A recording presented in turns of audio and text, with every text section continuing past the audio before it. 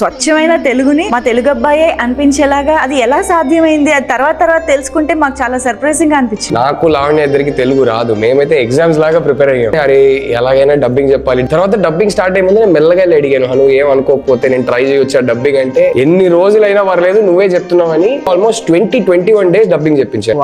ఆయనే కూర్చుంటారు, ప్రతి వర్డ్ ప్రతిదీ ఎంత వరకు కరెక్ట్ చేయగలిగారో మొత్తం యాక్సెంట్ అంతా కరెక్ట్ చేసి ఆ ఫస్ట్ సినిమాకి ఈయన వేరే వాయిస్ యూజ్ చేసి ఉంటే ఆ తర్వాత మేబీ ఒప్పుకునేవారు కాదేమో. నేను నా వాయిస్ యూజ్ చేస్తానన్నా అలౌ చేయలేము. 3 అవర్స్ అలా మెల్లగా చేసుకుంటూ వెళ్ళిపోయాను. తెలుగే రాదు కాబట్టి డిఫికల్ట్ తెలుగులో కాదా నాకు తెలియదు.